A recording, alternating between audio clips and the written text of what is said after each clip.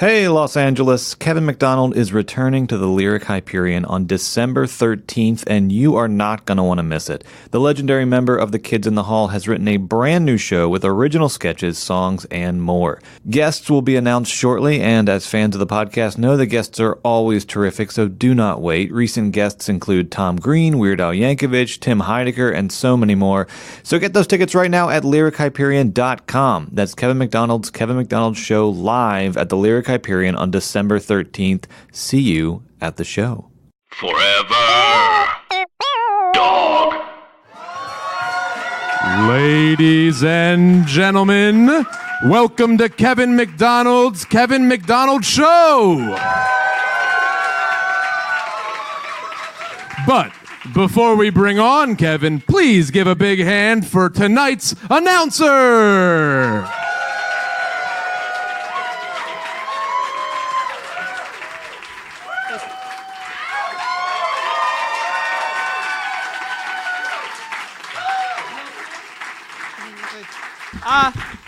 Thank you, ladies and gentlemen. Thank you. I'm your announcer. No, I'm not. I'm Kevin McDonald. I'm not your announcer. I'm your announcer. Thank you very much. We'll be bringing out Kevin in a minute. No, I'm really Kevin McDonald. I'm here already. I'm your announcer. No, it's not true. I'm Kevin McDonald. For those of you who listen to my podcast regularly, which is none of you, no one listens to my podcast regularly. There is a podcast show called People Who I Think Should Play Gopher If They Ever Make Love Boat Into a Movie, which averages 60,000 listeners. My podcast averages 7. 7 people, not thousands. 7 people. There's another podcast called The Best Ad-Libs from Balky on Perfect Strangers that averages 112,000 people. I average 7. 7 people. You would know, which you don't say, you would know that we usually begin with the announce. If you did listen, I see what I was trying to write here. I'll have my back to you, but only because I'm reading. Thank you very much. But if you did hear my podcast regularly, which you don't, 7 people, you would know that we usually begin with the announcer coming out, who then does a short comedy bit, after which he or she introduces me. Well, tonight, things will be a little different. I had to come out first, you see, or for you. My announcer was on her way to the show, memorizing her lines, when she passed a bevy of angry gardeners. There are lots of angry gardeners in this city. It's getting crazy. They were all arguing about what the best vine is, dogwood or black-eyed Susan. Of course, it's dogwood. One thing led to another, and they started throwing things at each other. Then our announcer gets hit with a garden hoe right in the brain. And I guess she was practicing her lines, and she, she has to say Kevin McDonald a lot. The hoe knocked her out, so naturally she wakes up thinking she's Kevin McDonald. Just like what would happen in a Flintstone episode. And she really thinks she's Kevin McDonald. I mean, it's almost like she is Kevin McDonald. I mean, she knows things that only Kevin McDonald knows. She's backstage right now complaining about the time Scott Thompson and I were roommates and Scott dropped cocaine all over my dog.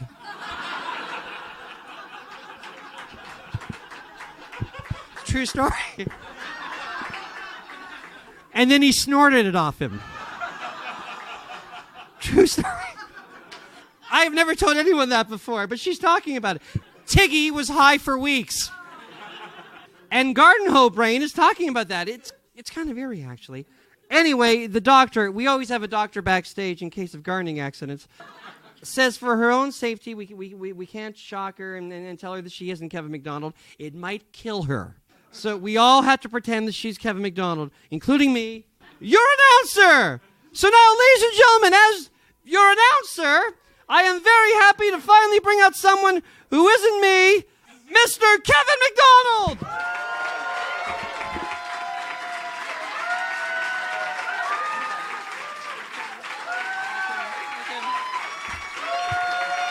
Hi, Kevin McDonald.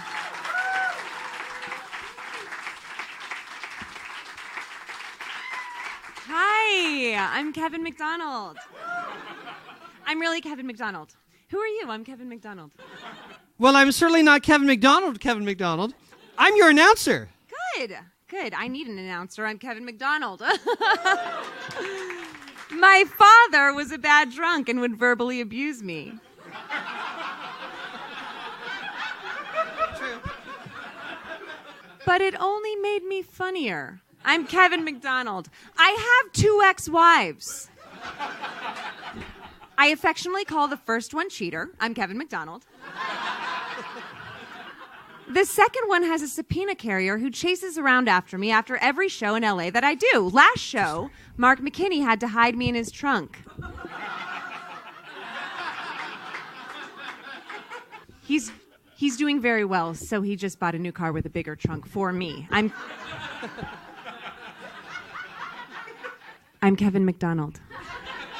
I wonder if my subpoena carrier is here tonight. Yes, I'm here. Have a good show. Thank you. I'm Kevin McDonald. Well, maybe we should get the show started now, Kevin McDonald. Wait. I've done the drunk dad, the ex-wives, married, mentioned cheater. Oh, have I talked about being a minor celebrity yet? No, you haven't talked about being a minor celebrity yet. Well, I'm Kevin McDonald, a minor celebrity with an ex-wife named Cheater. I'm Kevin McDonald.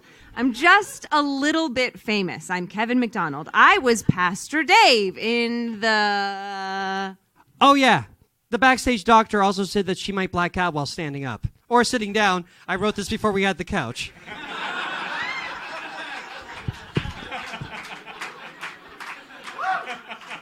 And yes, it's true. I am a minor celebrity. I'm sorry if I do mention that a lot, but it's true. I and the kids in the hall have what... Thank you. We have what you would call a cult following. What is a cult following? Well, I Googled cult following, and the first thing that popped up was the 1993 movie Hocus Pocus. Starring Bette Midler, Kathleen Jimmy, and Sarah Jessica Parker. The movie didn't do well at first, and over the years, it has developed a cult following with witches. Well, the kids in the hall are just like that. We weren't a big hit when we first were on TV, but over the years, we have also developed a cult following with witches. Scott Thompson is, of course, Bette Midler. That's for you, Scott. If you're listening, I know you're not. Oh, so this naturally led me to write a song. I'm so sorry I can't play guitar or sing.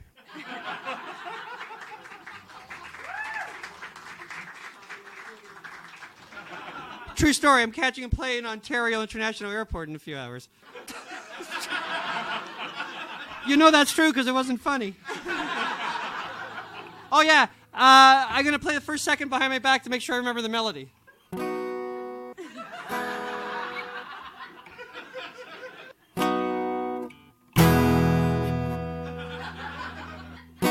B's are so much harder than E's.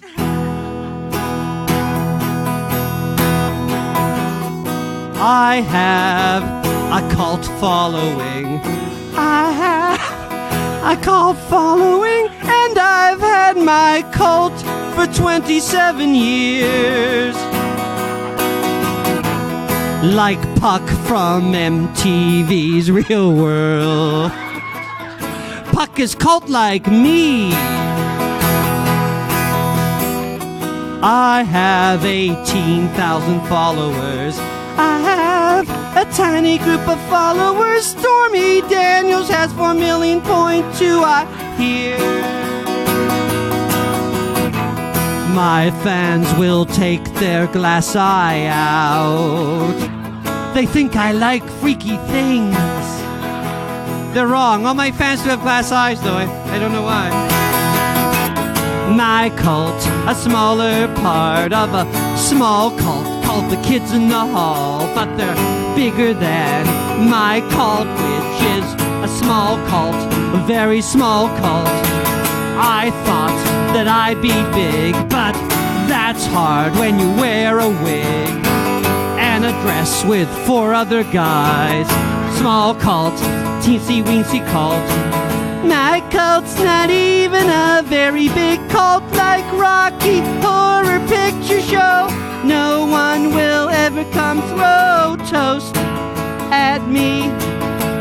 My cult is more like Jimmy Jones' cult. 980 18 people who wanna come drink Kool-Aid with me, with me, with me, with me. When I die, they will say, when I die, they will say, called comic Kevin McDonald, die today. Die today. Die today. And he had a very cult-like attendance at his funeral.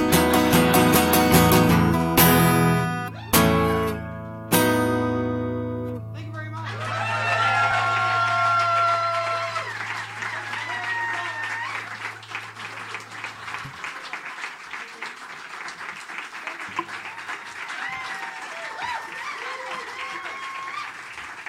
Very nice. Thank you very much. I'm Kevin McDonald.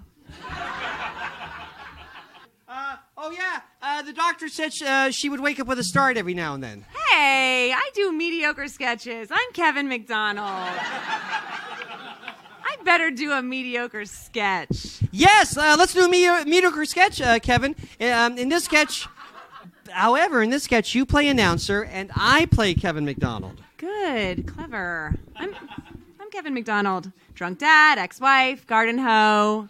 But first, let me bring out your special guest, Mr. Paul F. Tompkins!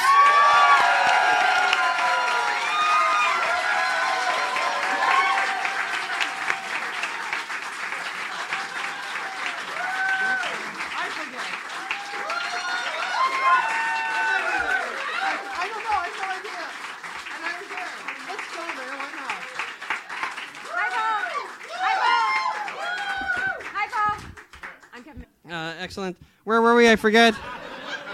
Oh, I wrote maybe Kevin chats with Paul for a second. He does. How have you been? I only see you every year at the San Francisco Sketch Fest. Kevin, I'm great, thank you.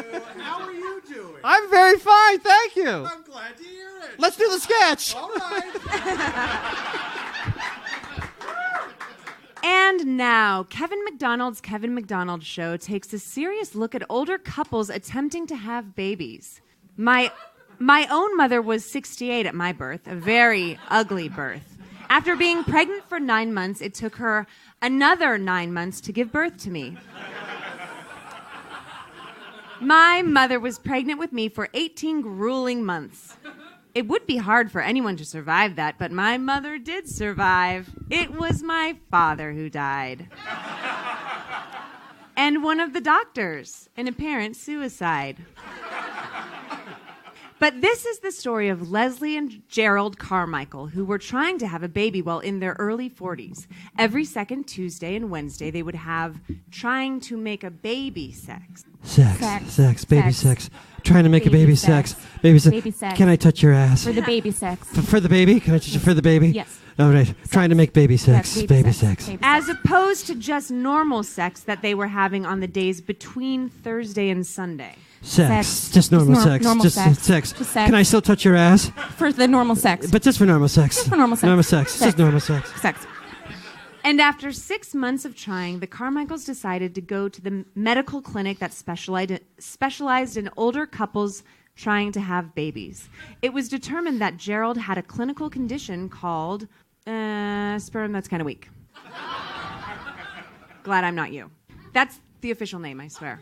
He made an appointment with the famous Dr. Andrew Pays, who was a sperm expert and president of the Monkeys fan club for the state of Montana. They had their first meeting. Gerald? Yes, Dr. Pays? Please, call me Gerald. Oh, your name is Gerald too? No, it's Andrew. Then why did you ask me to call you Gerald? I did not. Yes, you did. I did? Well, that's odd. I think I've been working too close to the X-ray machines. I have hair growing inside of my mouth, and I keep saying the word mariachi for no reason. Well, I've taken a look at your test, Gerald, and now I'd like to give you a physical, and we'll take it from there. Sure, doctor. So if you'll get undressed, we'll start the examination. Mariachi.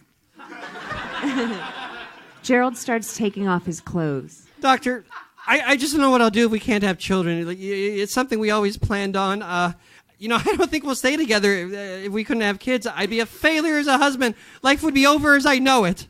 Dr. Pays bends over and gently grabs onto Gerald somewhere, and he immediately calms down. Though I suppose it wouldn't be the end of the world, and we could always adopt. What are you doing? I'm holding on to your testicles, Gerald. To see if I feel anything irregular. I feel very calm. I have very calming fingers. Is there anything irregular? The only thing I find irregular is how amazingly wonderful your testicles are. Thank you. Mariachi.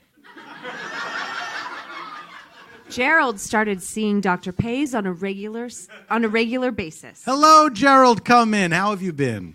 Oh, I've been horrible. It's been a horrible morning, doctor. Today at the office there was... Take your clothes off, please. There was a problem with the copy we were going to use at our presentation, so I was frantically trying to fix it when Leslie called and demanded that I have a conversation with her right then and there about our summer vacation, which is like 10 months away. I said, listen, I have a very serious... Dr. Pays gently grabs onto Gerald, and he calms down. Though I suppose it is nice that she cares enough to want to talk to me and get things right.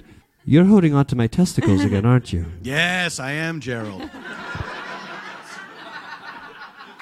And they are as wonderful as they were last week. Gerald saw the doctor. Gerald saw the doctor regularly for the next couple of months, and a friendship was formed. Gerald knew the doctor could always calm him down. One day he asked Dr. Pays out to lunch. We cut to a restaurant. So, one chicken Caesar salad and one toasted salmon sandwich, only instead of tuna, you wanted a salmon, you wanted the tuna, right? Yes, waiter. I like how they do the toast on the salmon sandwich, but I don't like the salmon. Okay, your food will be ready in about 20 minutes. So, Gerald, I absolutely think that you and Leslie can have babies. Your problem is not medical, it's emotional. When you get too stressed, your sperm reacts negatively, and it becomes impossible to produce the baby stuff that has to be produced to make babies. I know I'm a doctor, but I forget what the baby stuff is called. I blame the x-ray machines. Mariachi.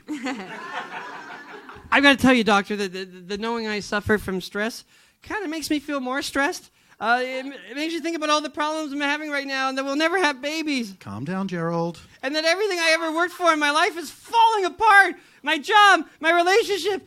I'm a loser. I'm a loser doomed to failure. And Dr. Pays leans under the table and gently grabs onto Gerald's crotch. Then again, everything in life happens for a reason, and I should learn to accept that. I am an adult. Thank you very much, doctor. No, thank you. It is a leisure to grab your testicles, Gerald. The pair of them are living proof that you are a winner and that you can accomplish anything you want. You're squeezing a little too hard. Sorry, I got carried away. Who could blame me? Your testicles are perfect. Here is your soup that comes with your... Are you grabbing his testicles under the table? Yes, I am. I'm a doctor, and this is a treatment I use to calm him down. The waiter leans under the table and also grabs onto Gerald's testicles. Oof! I just want to help. You have wonderful testicles. Doesn't he?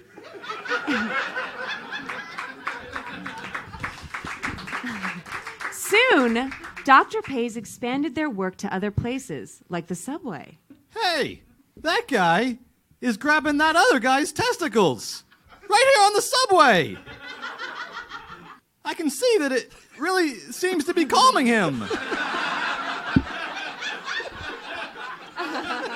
I'm all for it then.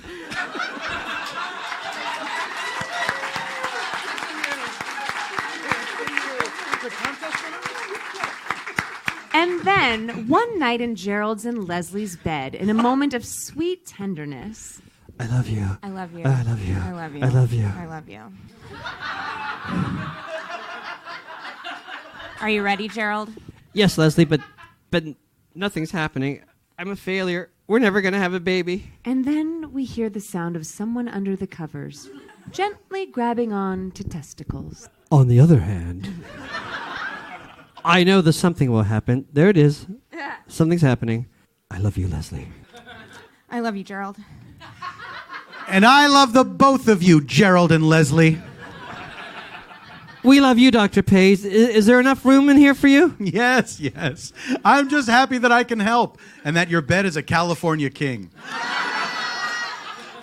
Mariachi!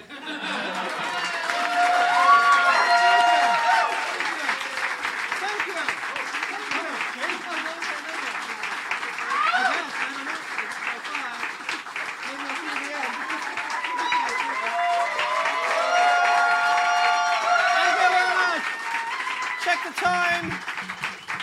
What's it there? Keep applauding. I'm looking at stuff. I should say stuff.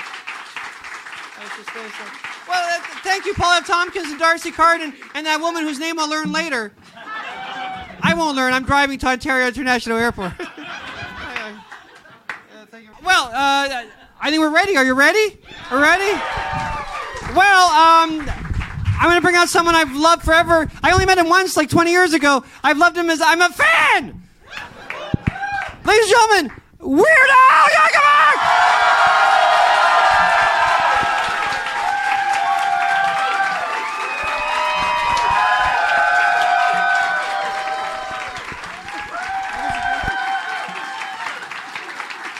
Oh.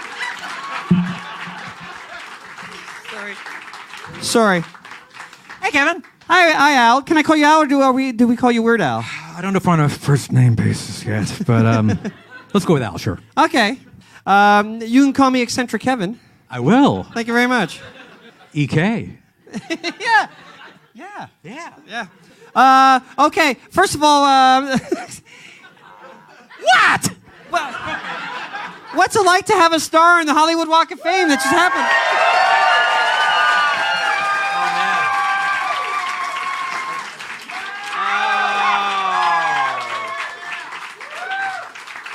I feel just like Ryan Seacrest. You get confused a lot with Ryan Seacrest. I do. Weird Ryan. I've got that copyrighted. And you know, it doesn't work with a W and an R. Weird Ryan. It's just No, it doesn't flow. I vote against that. It doesn't flow. Well, what was it like? Like, was it amazing? It was. What were your feelings? You know, to be honest for a second, I was really concerned. I wanted to be professional, be funny, and do a good speech and all that. I wasn't prepared for how emotional the whole thing was, because I was here, like my friends from high school and college and my current friends and all these people. Dr. Demento was there doing a speech, and Tom Lennon. And, it was just sort of like, I kind of felt like I was going to my own funeral. And people were giving the eulogies, and I'm standing beside them going, yeah, it was a good life, yeah. So I was mostly like trying the whole time, just trying not to lose it. It was really pretty emotional. Yeah, I know. Speaking of Dr. Demento, I think we're like the same age. But you worked at our age. When you were a teenager, you were working. I wasn't ready to work yet. I was a lumpy potato of potential. But anyway, but it's not about me. It's about Al. And so when I was 18 or 19, I always heard the Dr. Demento show. Teenage Spud, yes. Yes, Teenage Spud. Yeah, exactly. Lumpy potato. I always heard that. I was listening to in Toronto. It was on Sunday night. Was it on everywhere around the world on Sunday night? Most places it was syndicated, so it's sort of up to the affiliates, but usually Sunday, yeah. And I remember him playing. He said, "Here's a young kid who keeps giving me records, and this one's pretty good, so I'm playing it." And it was My Bologna. And, oh yeah. And I was so happy. Yeah. But that's not a question. But I'll respond anyway. You were like a teenager. I was exactly a teenager. You were exactly, not like a teenager. You were exactly a teenager. I was 19 at the time, which qualifies. How did, there's so many questions to ask. How did you write a song? How did you, have a work ethic? What made you do this? I was a lumpy spud. I was in college, and I wrote this song called My Bologna, and I just thought, I'm never going to be able to do anything at all with this song. And then the Knack came out with a song that sounded exactly like My Bologna. I thought, well, this has got commercial potential now. So they're the parody artists. Yes. The Knack. I thought the Knack was a funny name. Get the Knack. Silent K, yeah. have silent letters.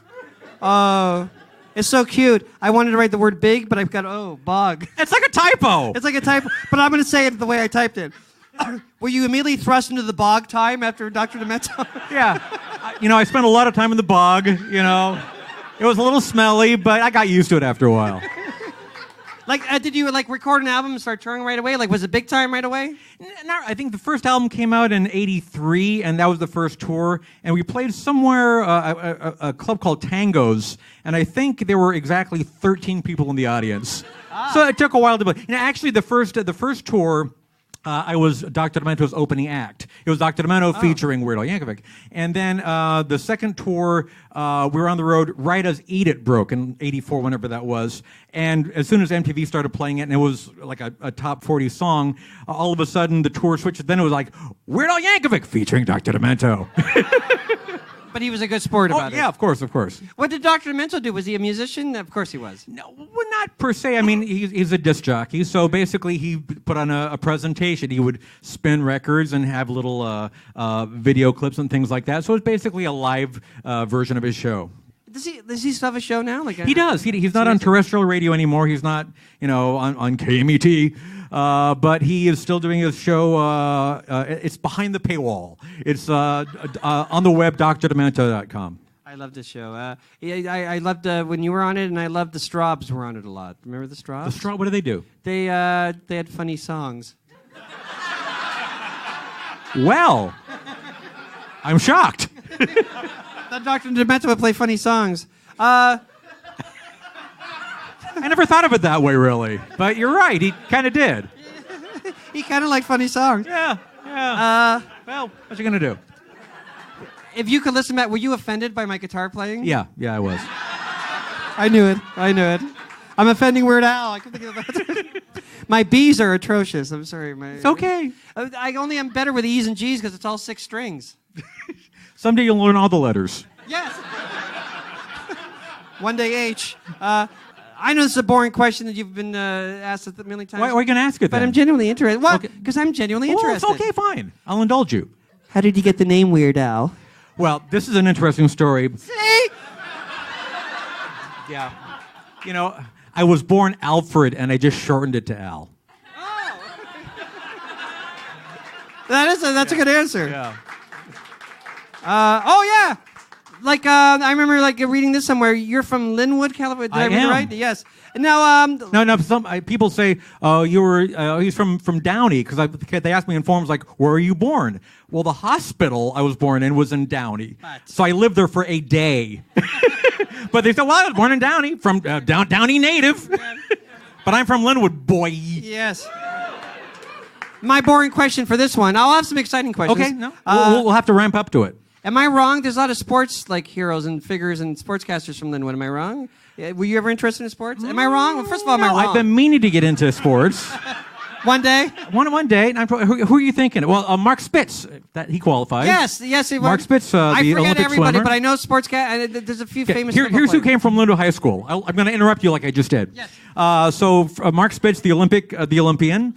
Fred Gwynn, Herman Munster, Linwood High School. And a great athlete. Yes. Kevin Costner, very briefly. And Suge Knight. There you go. Super group. There you go. Oh, pillows. That's a good idea. Hello. Welcome. The show's almost over because I have to go to the Ontario International Airport. What of all the musical instruments, what made you pick up the accordion, not the guitar? Or maybe you did first. Maybe the accordion wasn't first. I don't know. My parents... I wasn't there. I'll tell you. I'm glad you asked, because then I'll tell you. Thank you.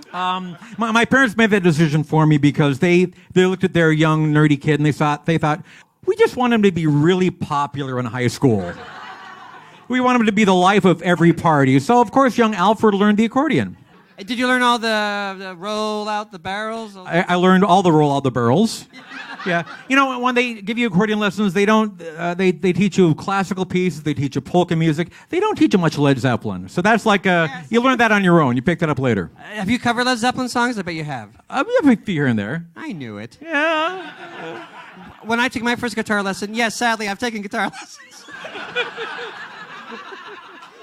It was John Denver leaving on a jet plane. Oh, nice. That's the Very first. nice. I think that's the first guitar song you learn. Well, that's mandatory. You got to learn. And there's no B in it. I don't think the B's are. Oh. All right. This I'm super interested in this. Okay. Here we go. Is this in your way or anything? Is that? You okay. Sorry. Okay. I was gonna knock stuff, but there's nothing to knock. All right. It's anarchy. It's anarchy. From Linwood. Like you're a comedy musician. How do I word this? Because I'm so interested in this. All right. What did you want to be at first, a musician or a comedian? Do you see yourself a comedian or a musician? How do you identify yourself? I'm 2 minutes in one. No, I actually got my degree in architecture, oddly enough. Went to Cal Poly San Luis Obispo, and yeah, I've got my degree. So once this music thing kind of pans out, then I'll go back to designing houses. Buildings. Yeah. Like, what do you say at customs? What do you do? I mean, everyone recognizes you, but say they didn't. What would you say at customs? What do I say? I say hello. I've got nothing to declare. Oh, I'm sorry. You're right. I'm an asshole. I mean, when they say profession, what would you say? I keep it vague. I would just say multicellular life form. All right. Yeah. I'll take that as a comedian. Okay. Like what were your as a kid? What did you watch comedy more, or do you listen to music more? Like I'm so interested in this. Please me, Al. I'm trying to help you here, but I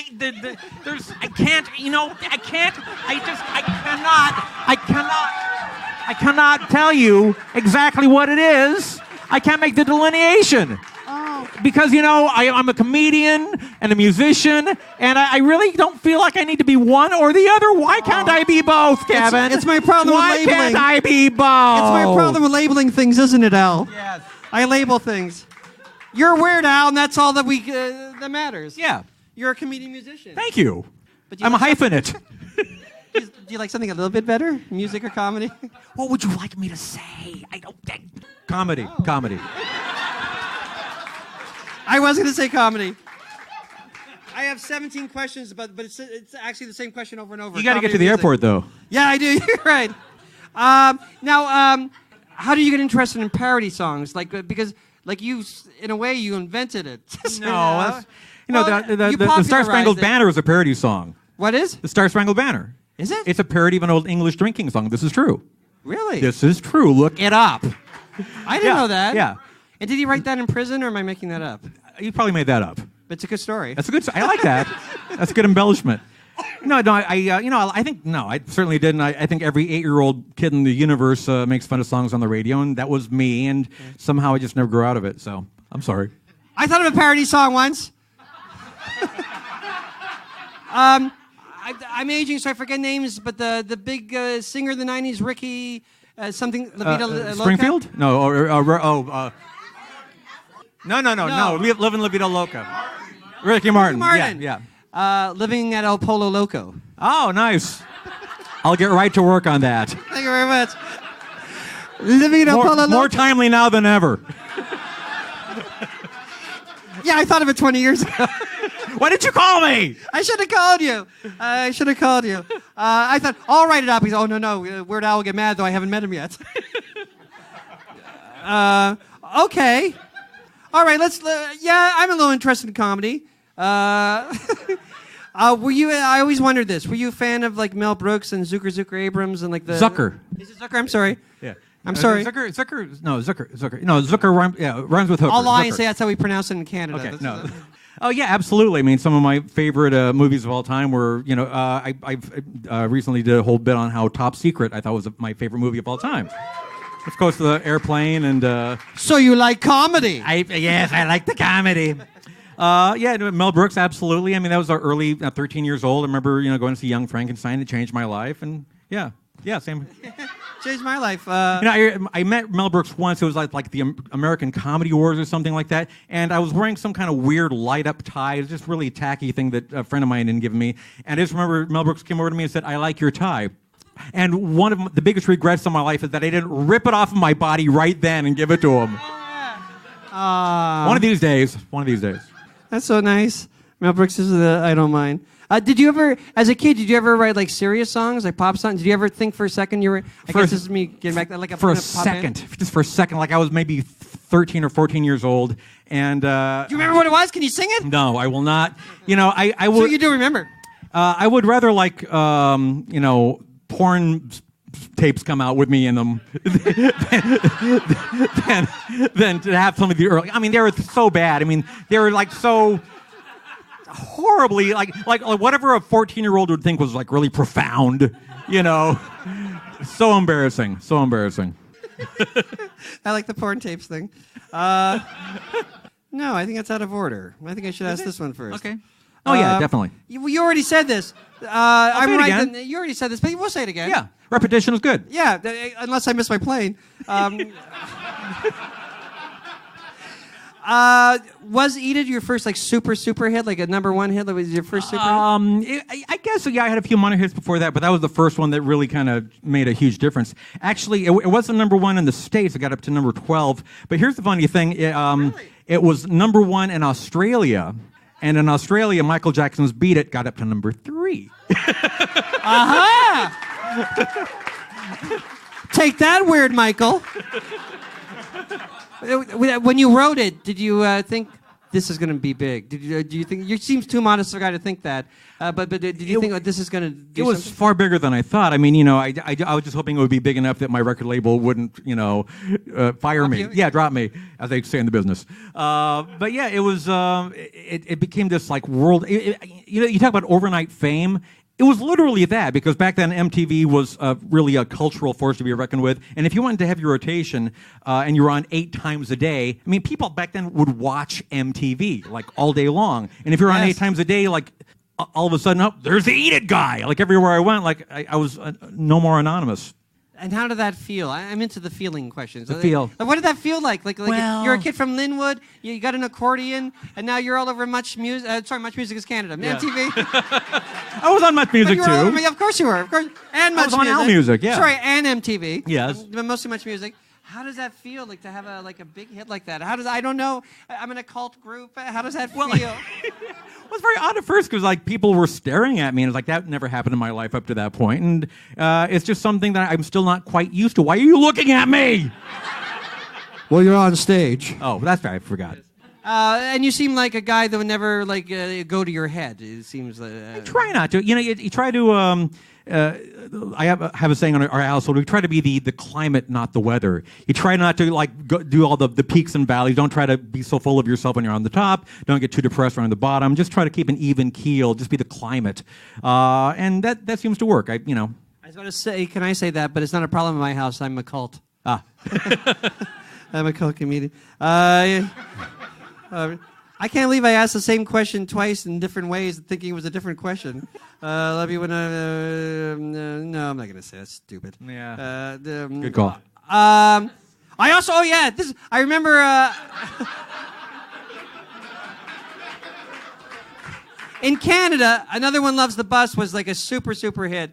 Was it? Yeah. Wasn't it in the States? Kinda. It just barely got released. Like the record label went. Really? The record label went bankrupt 2 weeks after it came out. But it got out there, I guess. Yeah. How did you get your first record deal? Like, was it because of My Bologna or? Yeah, well, that was the first. That came out on Capitol Records, like the original bathroom recording. Literally recorded in a bathroom in my college, and Capitol Records put it out, and it sold, a couple dozen copies. I don't know. If you can find a copy today, though, it's worth like 35-40 cents. So. Oh, good. I think if I it's have autographed. It. I might have it in the basement. When I moved from Toronto, my sister took all my stuff and put it in her basement, and then she had a flood and ruined everything. Oh no, yeah, that's a very sad story. Very sad story. Why'd you bring the room down like that? Because I want to get out to go to my airport. I see. Oh yeah, here's.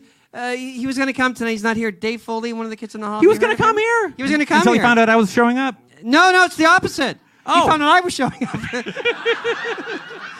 He got a headache. He had a. Should I say this? I can't even pronounce it. Yesterday he had a help me colonoscopy. Colonoscopy. Yeah. And he's feeling badly from it. Oh, he should have just gotten a semi-colonoscopy. Yes. Oh, Once, the Kids in the Hall, a few years ago, we were on a Canadian TV show, and Scott had a colonoscopy that morning. And we were reading the script, and they were asking us our notes because they were pretending to care about it. It was the Kids in the Hall. And Scott whispered to me, because of the procedure I just had, I'm pooing my pants. And then the writer said, Scott, do you have any notes? And then I said, because I want to get him out there, no, he's okay. No, Kevin, I have notes. And pooing his pants, he gave a half hour of notes. Yeah. No, I have had the procedure a couple times because I'm an old guy, and they give you pictures. They give you pictures afterwards. Oh my God. And more than once I've asked my wife, should I Instagram this? No! No, do not do that. It'd be so popular. It'd be so... not as popular as Another One Loves on the Bus. What do you keep calling it? Another One Loves on the Bus. Another One Loves on the Bus. I'm adding a word. And changing a few, but it's all right.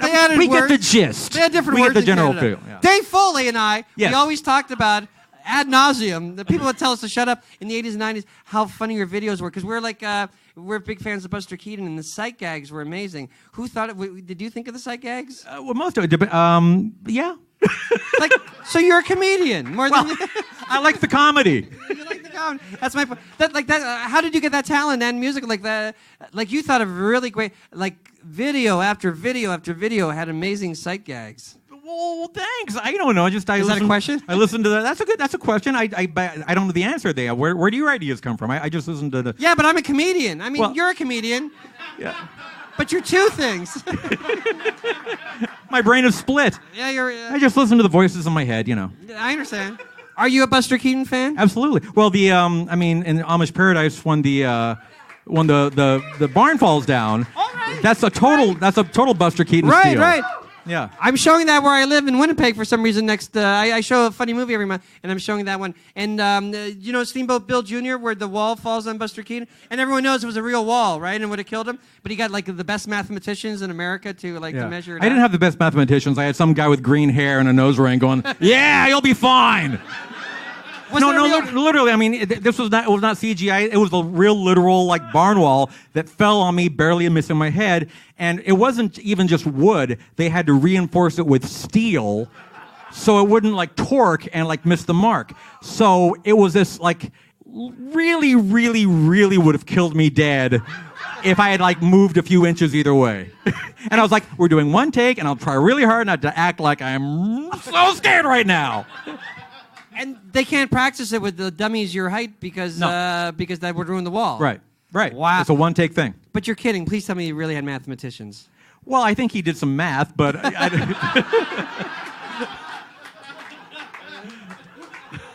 Look, I asked the same question about musician-comedian. I'm obsessed. Yeah. I'm obsessed. Of course I love the movie UHF. Thank you. Oh my God, I lied. You don't love it? No, I love it. The next thing is a lie. Oh. UHF and Brain Candy are a lot alike. They were both not hits and then became big cult. Brain Candy never became a cult hit later. No, it did. Are you kidding? Of course it did. Of course. Come on. Slightly more people like it. Was Brain Candy 89 as well? It was about the same time, right? Yes. Yeah. No, I'm lying. 96. Was it 96? It was 96, yeah. It feels like, those 7 years were just like a haze for me, so it feels like the same year. We loved your movie. What makes it a cult hit? Because nobody wanted to see it when it came out. and now people seem to like it. Yeah, so that makes it a cult hit. That's what a cult hit is. Yeah. Why do you think people didn't like? People love it now. Were there even good reviews back then? I don't remember. No, it was a horrible weekend. And I remember the build up to it was really great because it tested very well. It tested for Orion Pictures. It tested better than the original RoboCop. And they're like, we have a huge hit on our hands, God. And I remember I was doing some kind of a press junket, and one of the reporters came up to me afterwards and said, this is going to be a great cult movie. I was like, cult movie? Don't you mean blockbuster hit? I'm like, no, I'm very happy it's a cult movie. Wow, but now everyone's seen it, right? Okay. Now, notice the difference. How many people have seen Brain Candy? They're being nice. They're being nice. Was it influenced, your movie, by Walter Mitty a little bit? Oh, absolutely, yeah. Okay, good. We totally stole that movie. Okay. Yeah. The Ben Stiller version, not the Yeah, no, I know. Not the Danny Kaye version. No, I understand. I have more UHF questions.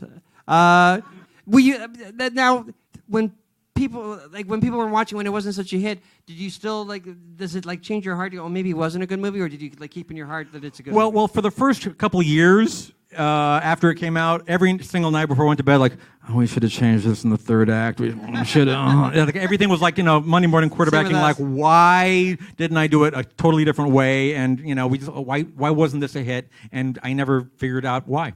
But now you feel vindicated. Yeah, absolutely. I mean, it's it's nice people have seen it. It's the people that are into it are super into it. I've seen people with UHF related tattoos on various parts of their body. I met a couple that had spatulas tattooed on their abdomens to show their eternal love for each other. What better way to say I love you than with the gift of a spatula? And then 6 months later they broke up. But still, it was a very sweet gesture. Yeah, never tattoo Winona forever. No. Never Start with Wino forever, and then you can add Winona later if you want to. He erased some stuff, didn't he? Now to win forever or something? Is it back to win now? Yeah, back to win. Because he gave up wine too, so now pretty soon it'll just be WUH forever. Yeah. Or W forever. He's really a fan forever. of George. Yeah.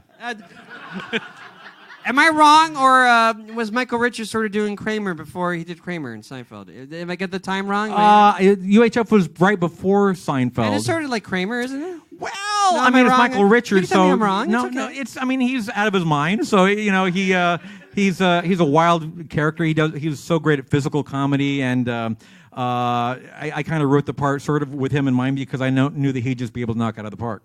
But that was But right you're being before modest. Kramer. You're not going to take credit for writing Kramer. I don't get any royalty checks. I understand. I read that you filmed it in Tulsa. Is that Most true? of it, yeah, it is true. Why? Why? Nothing against Tulsa. Mm-hmm. Some people, there are several theories going around. Some people have said it's because Tulsa is a slut backwards. That is not correct. Wait, is it? No, it's not. You're right. Yeah. Oh, it is. It's a slut. Yeah. No, actually, Gray Frederickson, who was one of the producers of the movie, he got us a good deal. There was a shopping mall that had just gone out of business there, and they had all these empty storefronts connected to a hotel complex. And we thought, this will be great. We can live in the hotel. We can build all of our sets in this empty complex. It'll be like a giant hamster habitrail. We'll just live in this biodome kind of situation, and it worked out really well. I've never been to Tulsa. That's my story. Oh, you should go. I should go. I know. Yeah, it's famous for something. What's it famous? What besides your movie? Oh, that's pretty much it. Okay. I heard this years ago, so I probably got it wrong. But is it true that you the Weird Al show? Do you remember the Weird Al show? Oh, yeah, I do.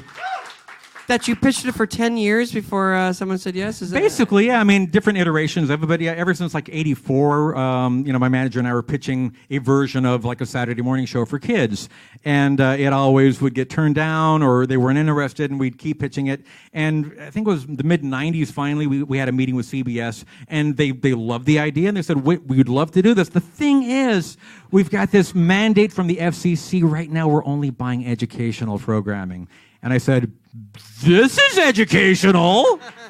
And we made a last-minute change to shoehorn all these, educational messages into the song, into the show, which kind of ruined it a bit. But I remember thinking that it was clever, and you were sort of giving the lesson and making fun of it at the same time. Am I right? Kinda, yeah. I mean, it was like we were grudgingly educational.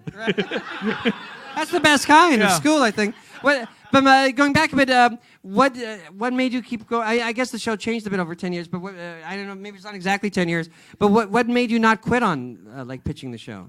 Well, it just kept coming up because, especially in the early part of my career, my fan base was largely, younger, and we thought, well, that's the demographic, and we should be doing our version of a Weird Al kid show.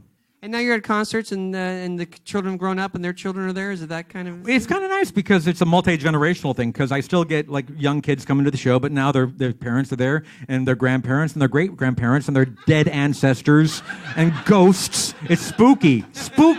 It sounds scary. Yeah. It sounds scary. I dropped the page. Now, did you end up being happy with the show, or I know you had to make compromises with CBS? Did you end up being happy anyway, or did the compromises ruin the fun for you? There are parts of it. We definitely got some good stuff out of there. It would make a good clip reel, but there were a lot of disappointments in the show, and a lot of things that I still kind of wince at. Actually, the commentary track is better than the actual show.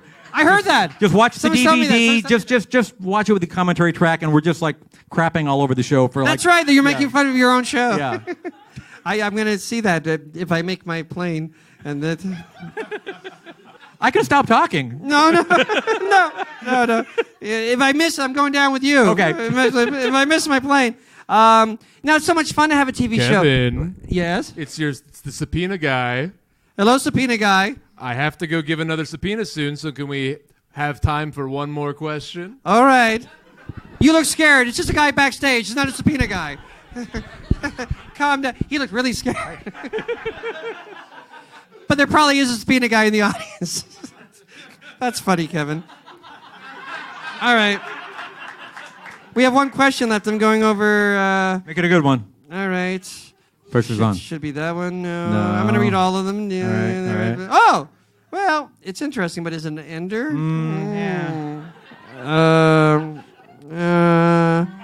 Well, that's interesting, but again, is it an ender?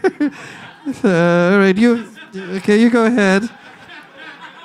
Again, well, this is just interesting, but I really want to know about it. Okay, yeah. All right. You're finished texting? Yeah. Do you have an obsession with the number 27? I do. Yeah! What, I can't believe I'm doing this. Like a rock concert. What is your obsession? What it started? What's it all about? It was in a couple songs of mine, and I don't know why. I thought it was a good random sounding number that had the right number of syllables. And a couple of fans picked up on it and said, how come Al's using the number 27? Does this mean something? And then after people started getting into it, I started popping the number 27 here and there, like a little Easter egg. And now it's sort of like a little howdy to the hardcore fans, oh, 27! Woo! And if I can go vaudevilling with you for a second. That was your closer? Yeah, that's my closer. Okay. Sorry. 27, it's a vaudevilling thing to say, but 27 is a funny number. It's 7's funny. It's got two syllables. Aggressive sounds to it. It's funny. Percussive sounds. Okay. All right, one more question. I don't care about my plane anymore. Is this true? I heard this in Much Music. Yes. That's the Canadian MTV. Yes. It was like a big story because they didn't have many stories, but is it true? Not just all to you. You'll see in a second what I mean. Is it true the Prince's manager told you not to look at his eyes in an award show? Yes, that is true. Thank you. Good night. No. Tell the story. It was just this weird thing. We got I don't know if it was a telegram. This had been mid-'90s, so I don't know if the telegrams still were a thing. But it was some kind of paper communication from Prince's management company where I was going to be going to the American Music Awards. And it was basically saying, we ask that you do not establish eye contact with Prince at any point during the show. And I thought, okay. So we sent a telegram back to him saying, please don't look at Al either. It goes both ways. And I have to point out, I was not being singled out because I ran into some people. I ran into some guy from Night Ranger. He's like, did you get this telegram? Yeah, I got it too! Oh, that's good. Now, ladies and gentlemen, Mr. Weirdo, Thank you. Hope you catch your flight. Thank you very much. I'll go soon. Do you want the questions? The Weird Al Yankees? Thank you. Punk rocker. All right. And now, ladies and gentlemen, we're very happy. I'm very happy, but they're very happy. We're all very happy to present the next part of the show. Could be the last part of the show, and I'm going to look at my time and see if I guess I can stay to the end of the show. Are we ready? Should I just do it? I'm so happy for this next part. There, look, I'm looking right at you. I'm so happy and this is the last part of the show, but it's the best. He was the best part. Everybody but me was the best part. Are you ready for the real owner of this guitar? Ladies and gentlemen, Mr. Tim Heidecker!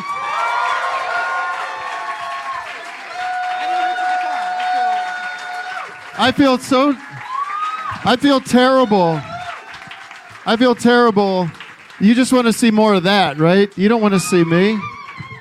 Why would you want to see this? You want to see like another hour of Al and... I want to do an impression real quick of somebody that's in this audience. Who is that?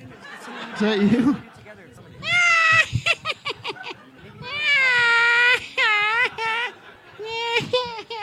Okay. Well, I'm just going to play a couple of sad songs. Is that all right? Ladies and gentlemen, I'm the announcer, and say goodnight. This is You seemed like offended about that laugh joke I did. Did you not hear what I heard?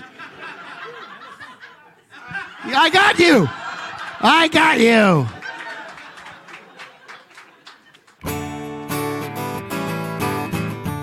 And I'm also sorry I'm wearing shorts. It's embarrassing to perform in shorts, but it's Friday and I don't care about this show. I'm not getting paid. But it is an honor to be doing, the Kids in the Hall influenced me in so many amazing ways. And although he's my least favorite member by a mile, it's still meaningful to be asked to do. But these are I should just do this is a good bit too. I am writing. I'm a songwriter, and I've written some songs that are about breaking up with a girl, and they're like depressing, and it's not true. It's not autobiographical or anything, but they're so goddamn easy to write. They're so so I've written a few, and I'll just play a couple, and this will be on released at some point, maybe. I guess on the podcast that you're listening to. So this one, but in this one, I encourage you to sing along at some point too, because there's not many lyrics to it. It goes, when I get up, all I want to do is go to bed again, go to bed again, and go to bed again. When I get up, all I want to do is go to bed again, go to bed again, and go to bed again. I could watch some TV, maybe. I could go under my covers and hide. Out the window, bluebirds singing. Those bluebirds ain't on my side. Come on, everyone. When I get up, all I want to do is go to bed again, go to bed again, and go to bed again. When I get up, all I want to do is go to bed again, go to bed again, and go to bed again. Here comes the sad part. When I go back to my dreamland, you might be waiting for me. That's where I know I'm wanted. That's where I want to be. Come on!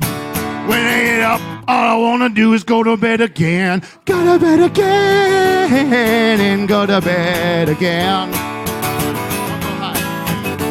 When I get up, all I want to do is go to bed again, go to bed again, go to bed again. Keep it up. Go to bed again, go to bed again, go to bed again. Fade out on the record. Thank you, guys. That sounded good.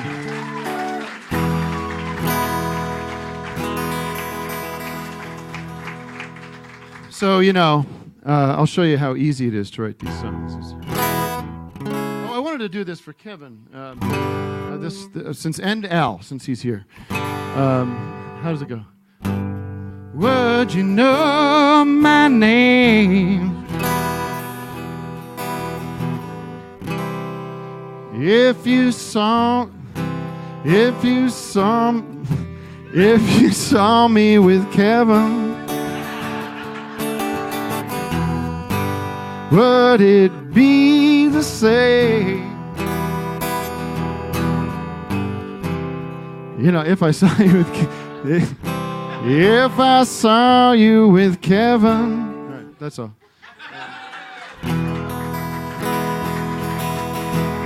Thank you, guys.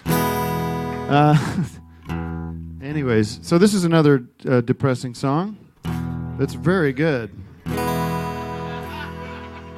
And you're like, well, this must be a cover because this is classic. And it goes like this. Well, it's over. It's finished. The ship has sailed. So I write that line.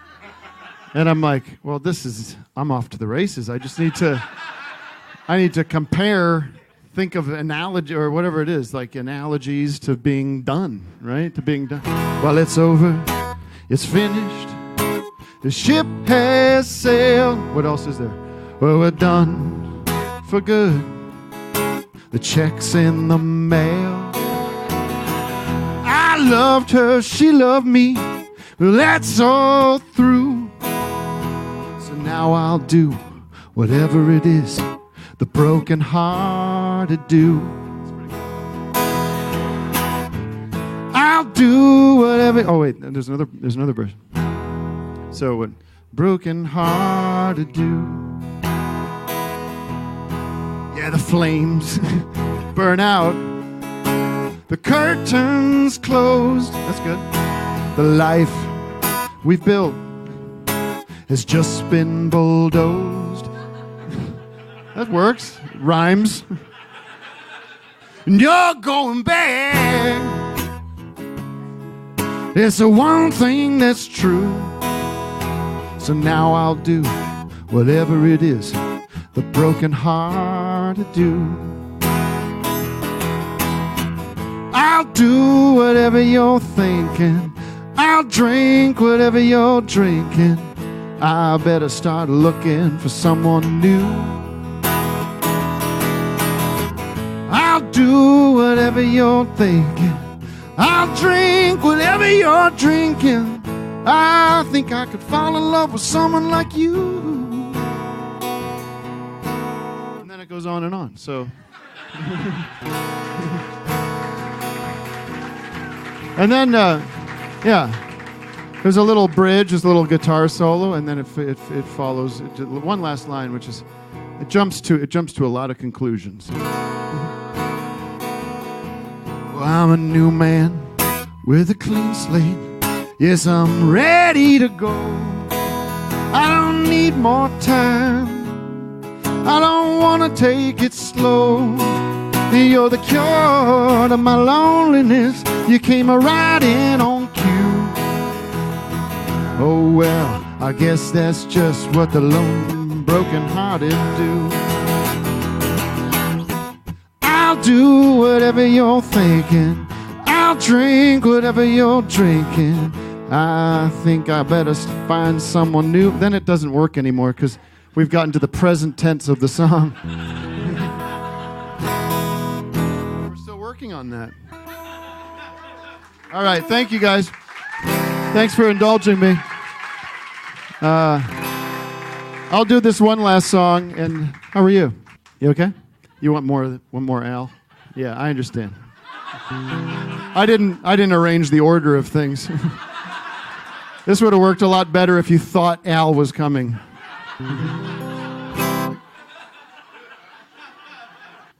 I wrote this song a year ago, and it's I wrote it a year ago in London at a piano when I was doing a show there, and this is about our president.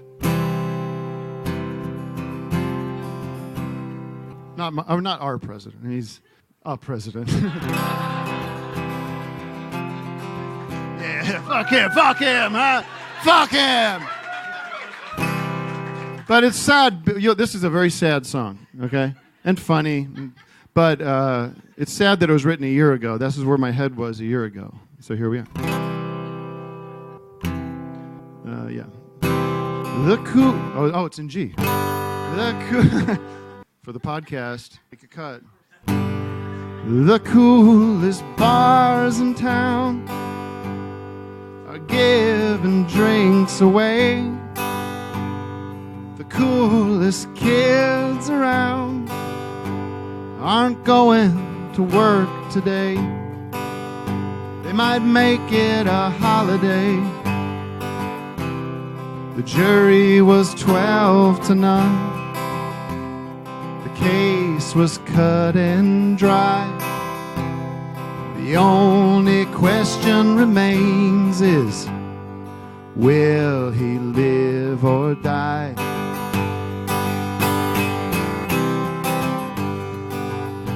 There are arguments for both sides. He's old, let him rot in jail. Let him ponder the choices he made. Let him shit and piss in a pail. Others want to see him hung out in the public square. Let his body bake in the sun. Let the wind toss his yellow hair.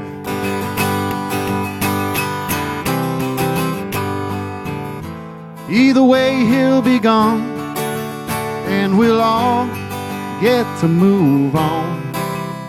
For tomorrow is sentencing day.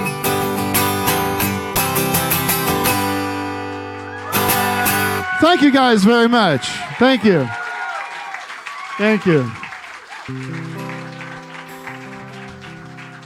want to hear one more real quick? Do I have to have one more real? This is another song I wrote about Trump. This was before the election, when I had better, I had hopes of, I had some hope of some optimistic things might change, and I was thinking that maybe something would happen to prevent what we're in now. So this was going back 2 years now, and this is from the perspective of you'll hear soon. I am Donald Trump's private pilot.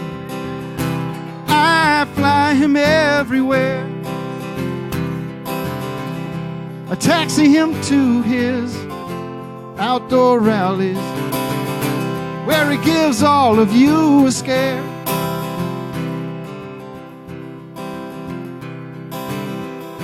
Now I've set up a fund for my children. You can donate to it online. 'Cause when I'm gone, they should be protected. Blaming them would be over the line. Just rhymed line with line, by the way. Sorry about that. 'Cause when we take off for Cleveland and clear that, what is that? Clear that. No, it's not that. Sorry. Because when, something sprawl, downtown, urban sprawl, sure. So when we take off Cleveland and clear that urban sprawl, I will find a field and I'll take her down, screaming justice for you all. Screaming justice for you all. All right, thank you. Thank you, everybody. Good night.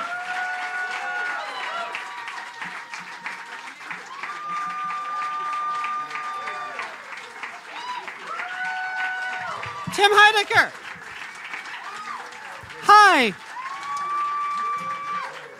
I'm your announcer.